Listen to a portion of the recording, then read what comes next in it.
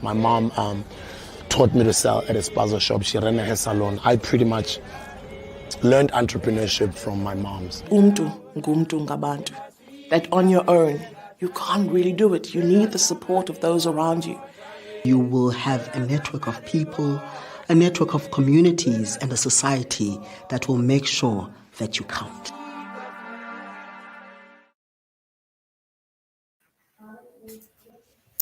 Good evening and a very, very warm welcome from the SAITA StraightTalk studios. My name is Louise and it's my pleasure to, on a weekly basis, touch base with you and tell you about all the things that are pertinent in the informal sector. So I promise you with every StraightTalk session that we tell you about things that are happening in the informal sector. Sometimes we celebrate, sometimes we berate, sometimes we disagree.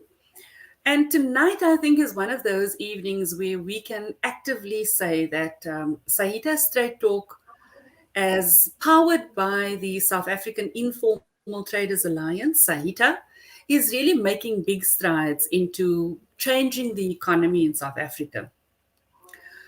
So when we talk about changing the economy in South Africa, we seem to get stuck on the whole idea of moving from informal to formal. But there's a very, very huge part of the economy that we often neglect to talk about, and that is our youth. And tonight, we're going to be celebrating something, but I'll tell you about that later. I first want to introduce you to our panel. So to our audience and give us just a 30-second introduction of who you are. Hi, good evening, Louise, and thank you, and good evening, all the listeners that are tuned in. So I am Samantha van Schalkwyk, and I head up SAITA Youth Connect. And it is an absolute honor to be on this evening because our youth is at the forefront of everything happening at the moment, isn't it?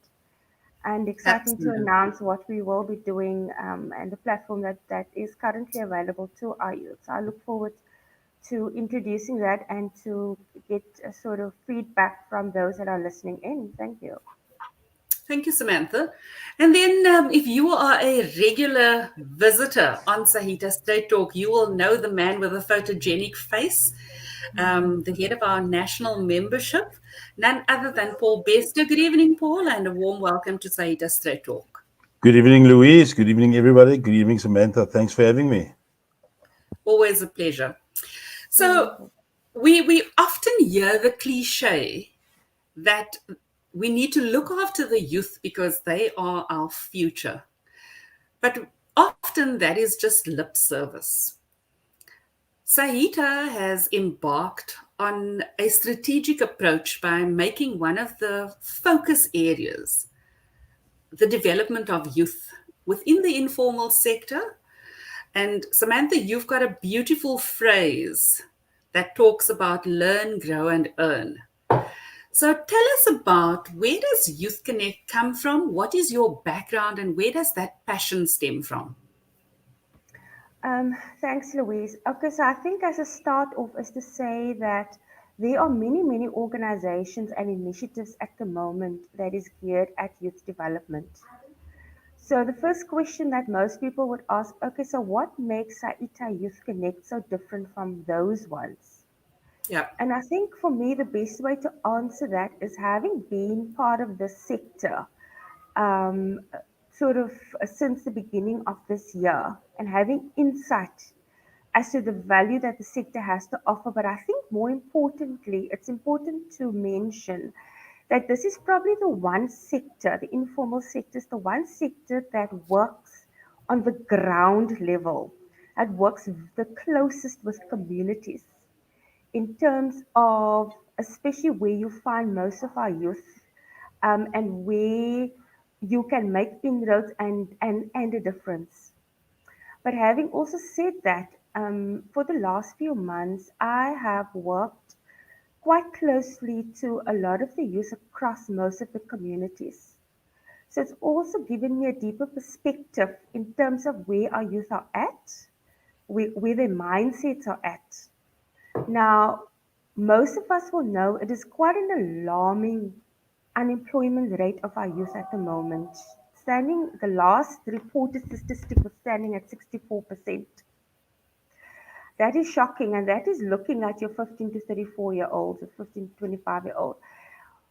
But how alarming is that? So as SAITA Youth Connect, we then looked at that and we said, well, we need to address that. We need to speak into that statistic and how can we improve that statistic? What difference can we bring? What difference can we make? Like I said, there are so many other organizations that are doing amazing things and are doing wonderful interventions.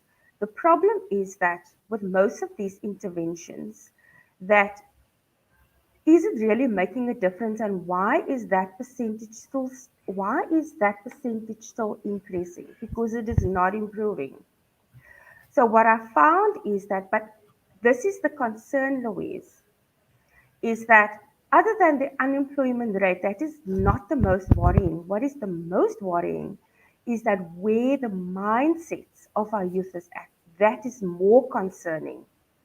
Because what is happening is that they are depressed, they have given up hope, they no longer have that fire burning to continue to dream big and to go for those goals and to maintain that vision because they feel that there is no opportunities available.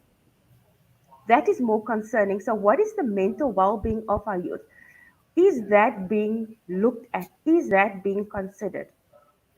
So I almost want to go as far as to say that SAITA Youth Connect platform, it's not only addressing and looking at the opportunities that's available for youth to particularly address unemployment, but it's more specifically a platform created for youth to connect, to actually say, you know what, you are not alone. There is a platform that you can engage on, that where you can connect, where you can revitalize, where you can restore. There are many, many of our youth that are broken, Louise. So I don't even want to touch too much on the opportunities that is available for them to grab onto or to latch onto.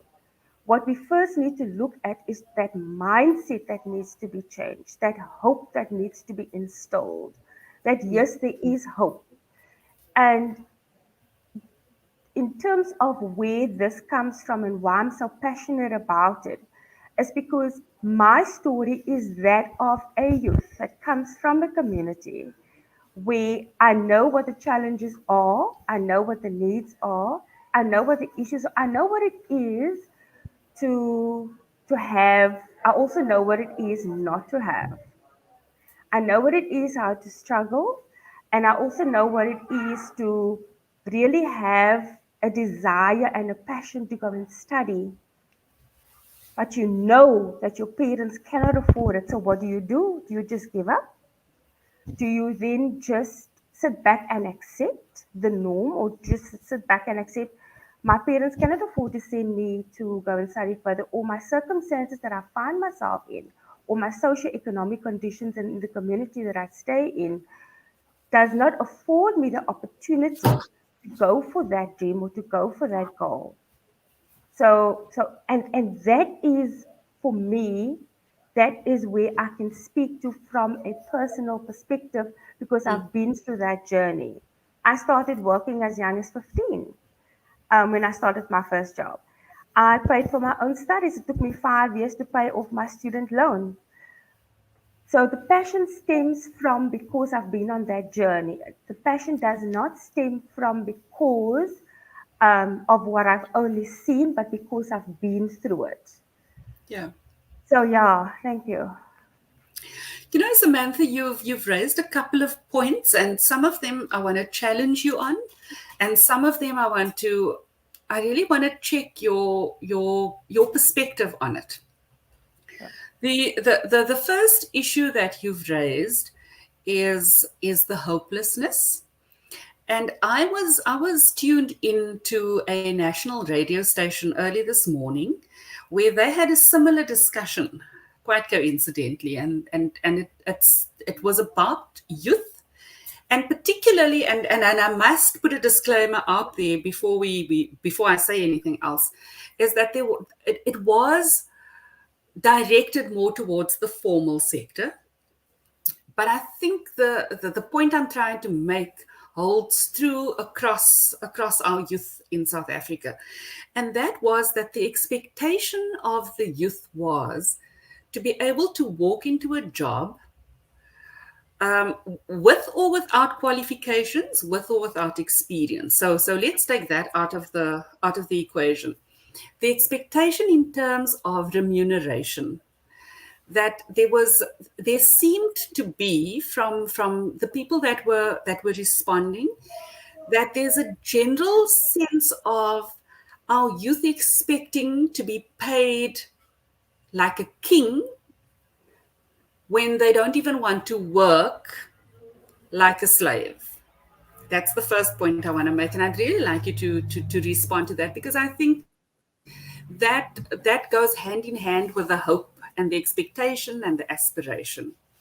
So, and then the second thing that I want to talk about is the fact that you refer to education and the need to study. And we all know that the journey of life is actually a journey of lifelong learning.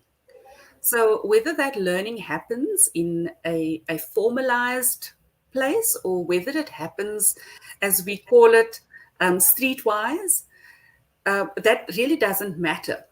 So, and we all know that in South Africa, there's a dire need, because of what I think is a fallacy, that formal academic qualifications are still being rewarded as the right thing to do. So everybody that finishes school has this anticipation or belief that in order to be a somebody, they need to be formally educated. So I need to go into university, or I need to go into a university of technology. And we all know that majority of the South African youth cannot afford, their parents cannot afford, they cannot afford those studies. So there's pressure on government, and we've seen that with the fees must fall movement. So is that really still the way to go? Is the informal sector, as it stands right now, not the answer to not only enhancing people's creativity, taking that whole box that society has created, that we need to learn to become a something, to take that box, break it up, tear it up, throw it in the fire, and start thinking creatively about what the needs are around us, and then build your own economy. So that's quite a mouthful, but you're the specialist, and because you are so close to that emotional connection, don't you want to expand on that a little bit? Sure. Those are very, very valuable points, Louise, and I'm glad you said it, because then I can just respond to it. Because one of the things that has been, and I cannot wrap my mind around it, I was quite taken aback when I saw. I think I was just being naive when I saw that. So when I present opportunities, or I speak to a youth, right? I say, look, here's an opportunity available to you. It's training and development. You're not really going to get paid for it, but the development that you're going to get out of it is going to be invaluable. But the response to that was very disappointing, because the top of mind at the moment with our young people, I want to get paid. There is that pressure, but I cannot isolate it as a standalone, Louise, because I was also reminded that each youth comes from a unique situation Yeah. that they find themselves in, and a space that they find themselves in. So the stories that I heard ranges from I'm under pressure at home. I've just matriculated. There is no money to go and study further. I need to work. I cannot go on a learnership or I cannot go and volunteer. Any opportunity that I take on, if it doesn't pay me, I'm not allowed to go. So there's the there's the one side where they are placed under pressure to actually earn an income because mom and dad, maybe just dad is working, they need to help. Absolutely. So Absolutely. there's been many, many of those stories, right? On the one hand, you have the youth that has the opportunity to go and study if the opportunity is afforded to them, but doesn't necessarily want to take it because they would rather prefer to earn an income. Mm. So those are the extremes in terms of what I find. So obviously that has been extremely disappointing. But having said that, like I said, I cannot isolate the that particular response that I have received. What is what is what is unique with the SAITA Youth Connect platform is that where it opens up a completely different mindset in terms of how things are done very differently in the informal space. And the one thing that stands out is that creativity that can be applied. So in the initiatives, for example, that is being put together or that is being considered or that is being rolled out on the platform, that is based on, as you mentioned earlier, on the three pillars, which is learn, grow, and earn, right? So we look at how can you then apply that creativity? How can that initiative be applied where for both a youth that has just matriculated, that has got absolutely no workplace experience, or a youth that doesn't have a matric but does come with, like you said, other set of skill, for example. And I actually want to make use of a very good example of one of our youth actually that has been tested around that. So there's one particular youth, highest grade is a grade 11, right? She's not interested to go and finish her matric, but she's got a skill, a, a very good writing skill. She's extremely creative. When you look at what she's able to do, you'd never say this girl never finished school. You'd never say this girl didn't go and study further. The reason I wanted to make that as an example, what I'm saying is that the learning and development environment has changed significantly, and we need to move with that. Now, I'm going to say something very controversial Oh, I like because controversial. I feel I very, very really like. passionate about it because I operate in the learning and development space. I'm extremely passionate about it. I come from training and development. I've got an HR degree. So, but my passion is learning and development, and my vision is that I want to disrupt the learning and development space. I want to be part of that impact and I want to influence that. Mm. So, the statement that I want to make is that, particularly to our education department, that Say they it. need to really look at the curriculum that is being offered at schools. One of the key things that is not being offered is your most essential life skills, but more importantly, workplace readiness. Workplace readiness, Louise. You've got a matric come, you've got I would imagine if I've just matriculated, I want to apply for a job, right? You are expected to send an email. Do you know, and I would probably be attacked for this, I would probably say more than 60 to 70% of our matriculants can't even do a simple email. They don't even know what it is to send an email. Now, that is the most basic thing. That is the most basic communication that you need to at least be able to engage on. I just want to, just one last comment on the education environment before I move on. but it's important to mention this. When we were in lockdown, there was so much time given for the department to deliberate, to reflect on looking very closely at what is being offered at school to our kids, particularly high schools.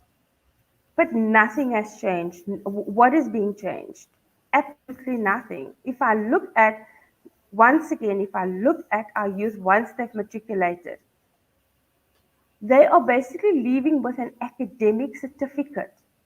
But Well, what not comes in even. the I'm going next to. I want to interject you there, Samantha, and I want to Sure. say it's not even an academic certification, because with the highest requirement for a pass being at 30%, that can really not even be considered as an academic. I want Louise, to I don't also. even want to go there. Yeah. I just get angry when I see that, because what are you actually saying? The message you are sending is that you only need to achieve a 30%. You cannot possibly do better than that. We are teaching our kids, actually, when you put those boundaries in place, the message that you're sending is that they're not being challenged.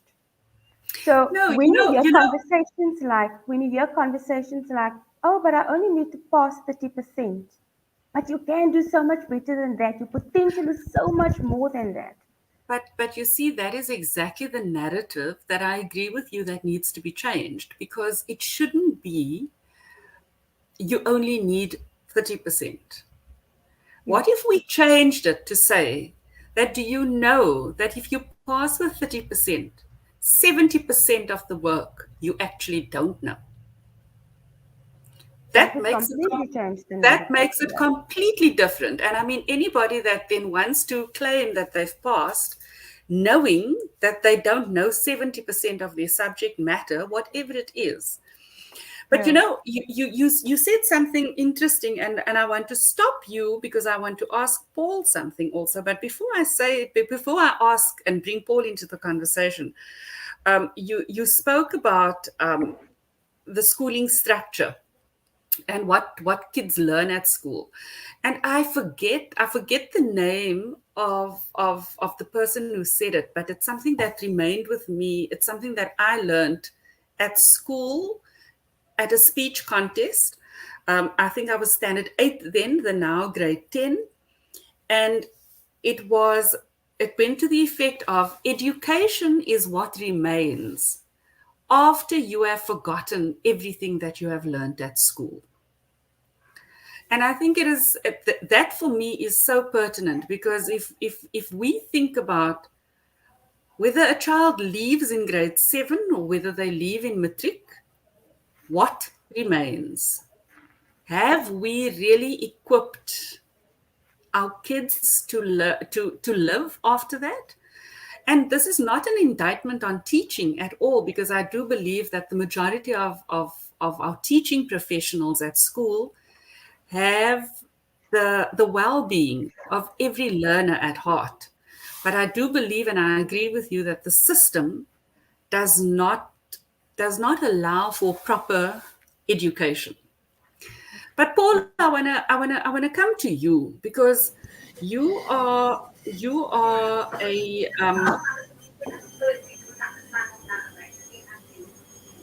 you are so well versed in politics. You've got a lot of union background, and I know that because you come from a union, people that are not necessarily most well educated, because we know that in jobs where you have the titles and the money and all of that, those jobs are normally not covered by the union. So just tell us from a SAITA point of view, why would looking after the youth and for the youth to become members of SAITA, why would that be so important? Louise, thank you so much. Before I start, I just want to latch into something that Samantha said, changing the curriculum going forward. And you also mentioned it. I mean, with my looks, you might think I've only matriculated 3 or 4 years ago. No, I'm joking. But being out of school for many years, I remember in matric we wrote exam on the sexual voorplanting van die amoeba. I can for the life of me not think that I've used that information ever in anything that I've done. And I've done a wide array of jobs and things. I've never used information like that. But I'm pretty sure that had I had the opportunity to teach you or had an opportunity to be taught how to do an interview prior leaving school to go for your first job, or just how tax works. The normal thing of tax. What does tax mean? That when you say you get a 10,000 rand salary, you don't get 10,000 out. Why is that? Just something simple like that would have made it much easier for me for any person for that life. But I just thought I wanted to latch on that. That's very interesting.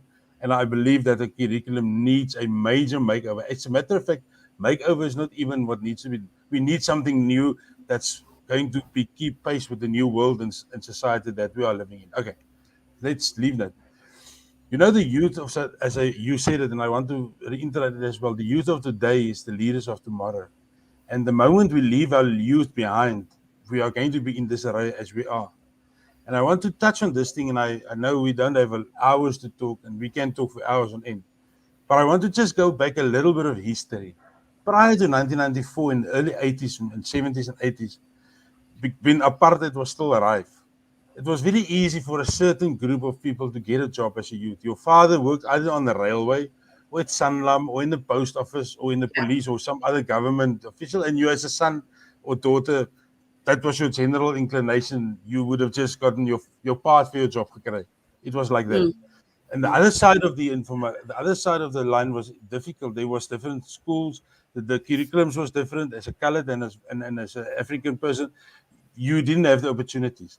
Then, you know, life changed, and there was a slow sort of prognosis to getting everybody together, one curriculum, and people getting the opportunities.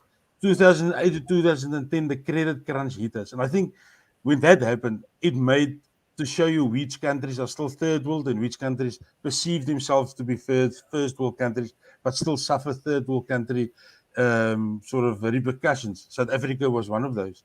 You talked about the youth unemployment of 60%. In South Africa, the unemployment is around about near to 50%, and that's not even taking those who have stopped looking for jobs, those ones who just have given up. So it means that less than half of the country's people are employed. The most of those people that's suffering is the youth. Now, you know, the government cannot be told, or we cannot say government must create jobs. Government can never create jobs. It must create fertile ground so that industries can create jobs. And I Can think flourish, yeah. SAITA is slap bang in the middle of that. We organize in an industry which is the biggest industry in South Africa.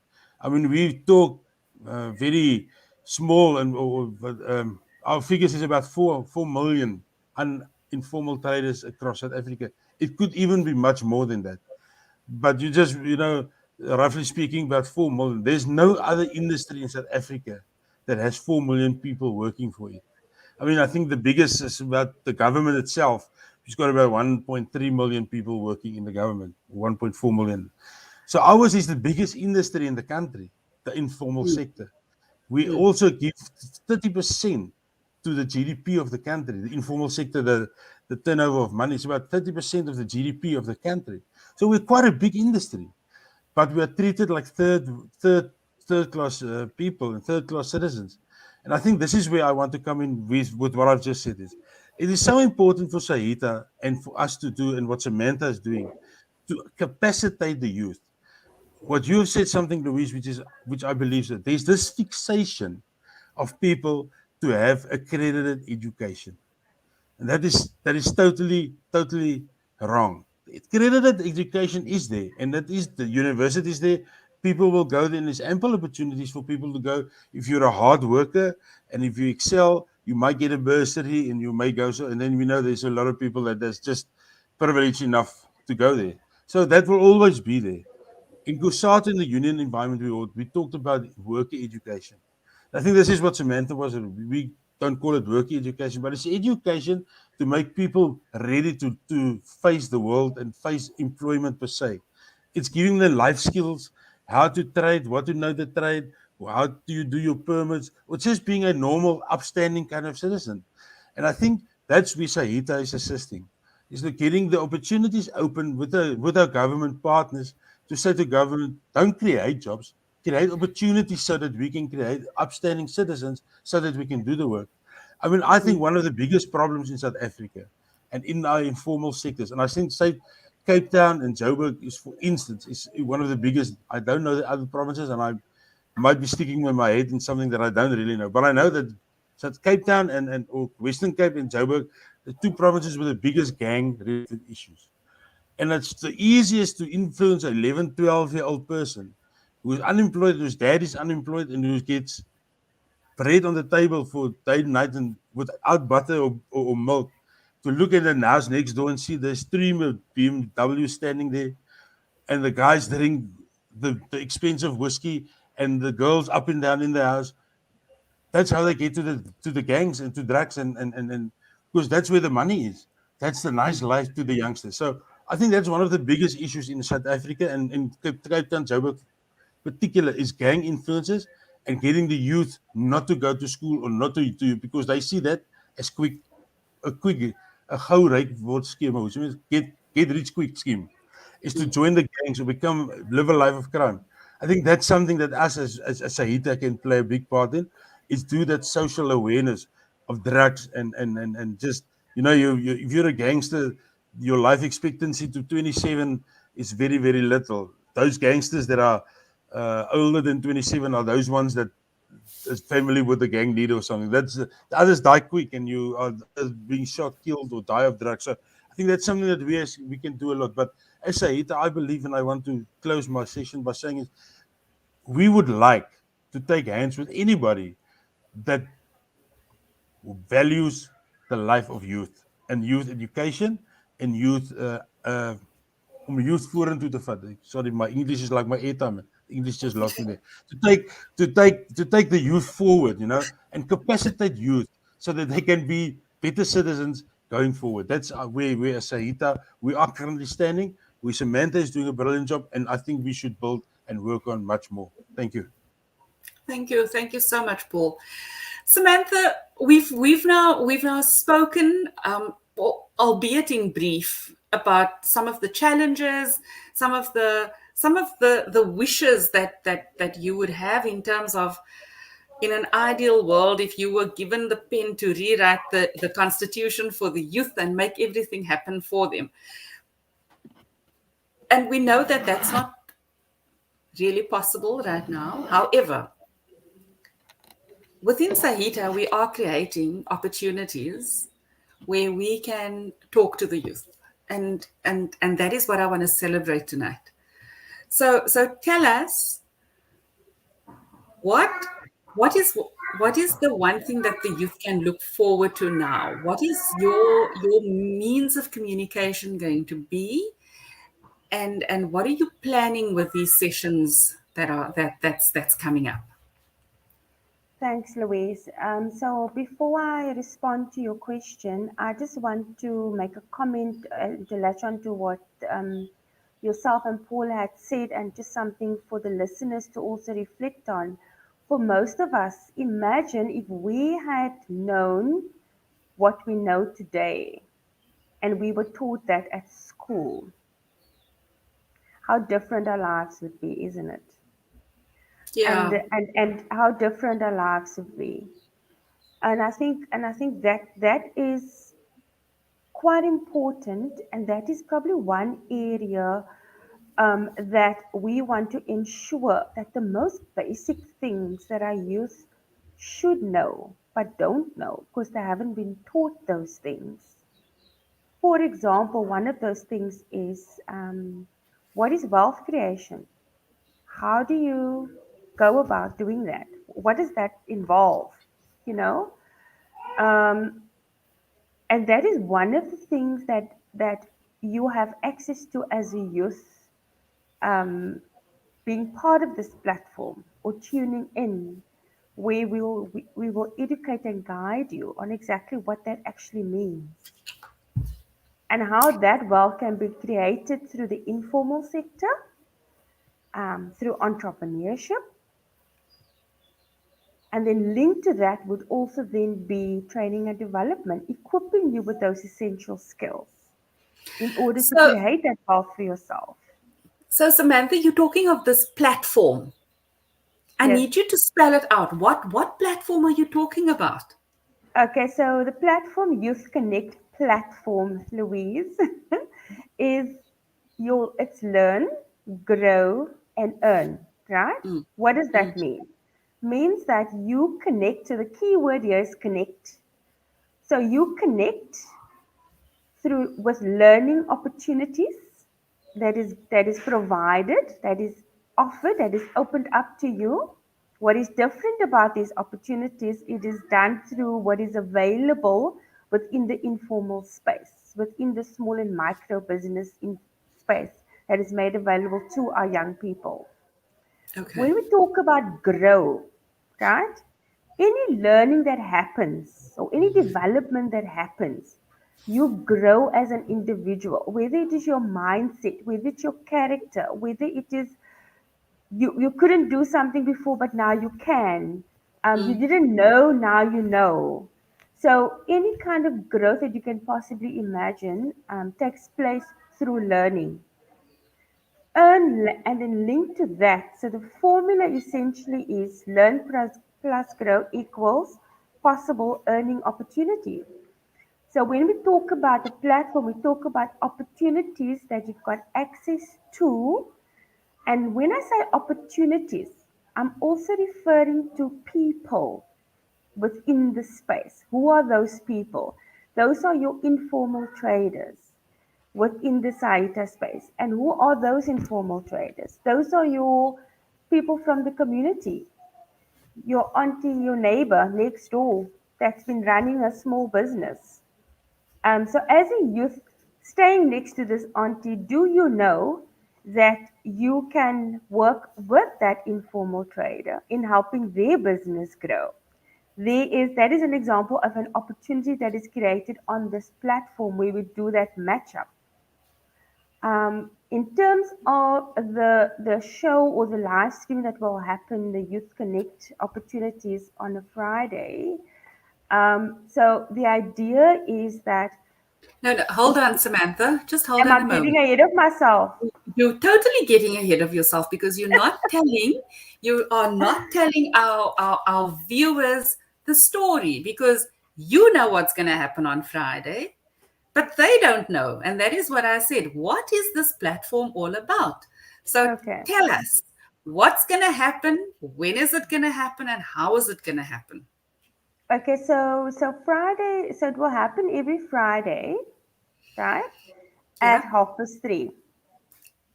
What's going to happen? A live show. What's gonna happen? So I'm getting to that, Louise. You see, you like a typical youth, but it's okay. I deal with them all the time.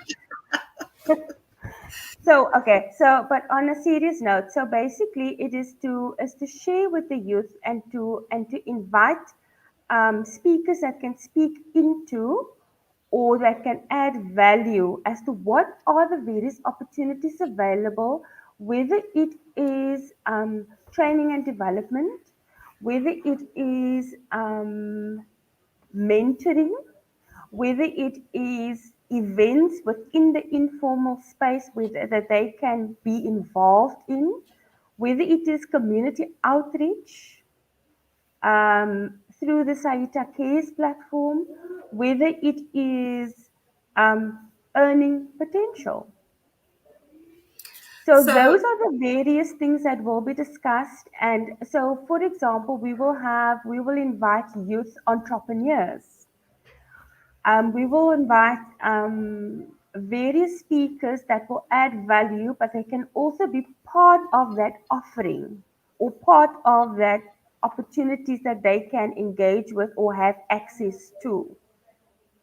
so Samantha, I'm hearing you, and you must now help me if I'm understanding you correctly. You saying to me that every Friday afternoon at 3:30 on the Sahita Media Facebook page and on the YouTube page, there will be a specialist program that is aimed only at the youth. And you're going to bring a little box although we're saying break down the box, you're going to come with a box, and out of this box every week, you're going to pull people and opportunities and ideas to spark the minds of our youth into all the possibilities that there are for them to upskill, educate, grow, and earn. Am I summing that up correctly? Yes, 100% Louise. You're a very, very good student there. You listen very well. Yes, Thank you, ma'am. 100%. That Thank you, is ma'am. exactly that is exactly what it is. And I like the way that you put it, that it's a I'll have my little, I almost call it a little special box. And the idea is to keep the youth engaged, to keep them excited, because at the end of the day, as Paul so nicely always say, that, our youth is our future leaders, and we need that. We need their energy, we need their creativity, we need innovation, and it needs to come from those young minds. So we need to keep those minds engaged.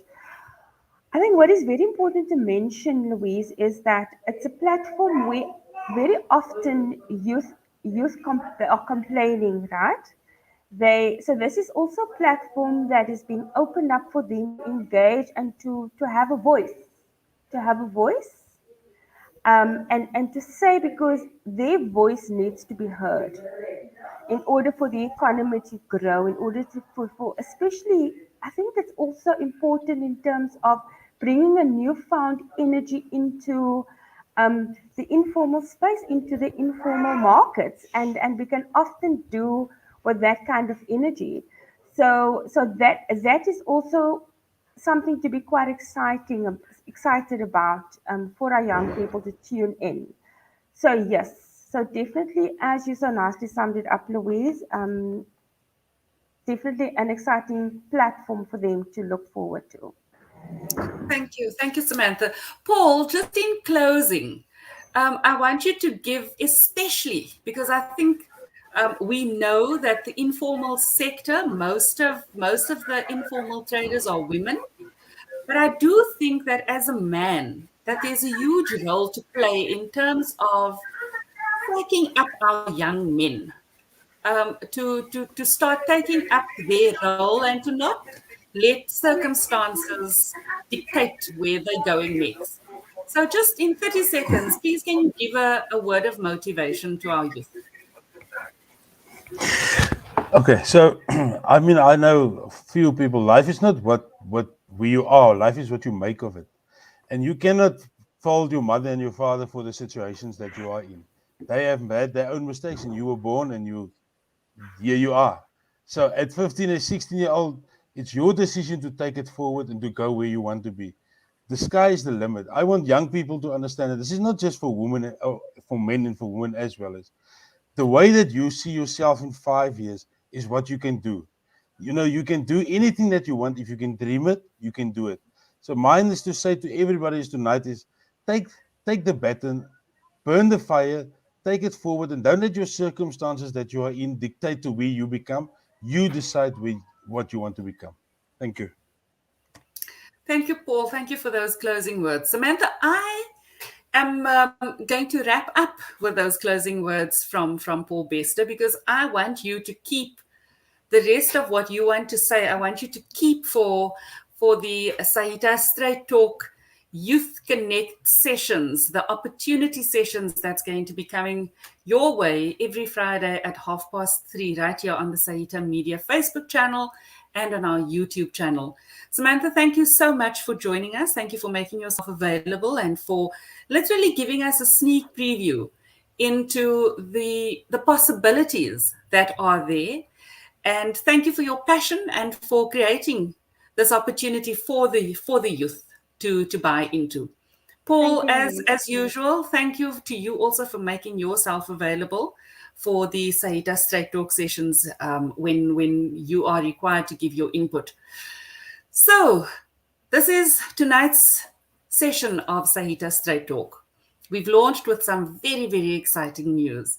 Remember, if you are a youth, or if you know of youth that are despondent, maybe you're sitting with a youth that has a burning idea, but have no idea where to go to help them grow that idea, please make sure that at 3:30 on a Friday afternoon, you are tuned in to the SAITA Facebook page, SAITA Media Facebook page, and the SAITA Media YouTube channel, where you will be informed, educated, delighted, and told about opportunities that are available for you to earn.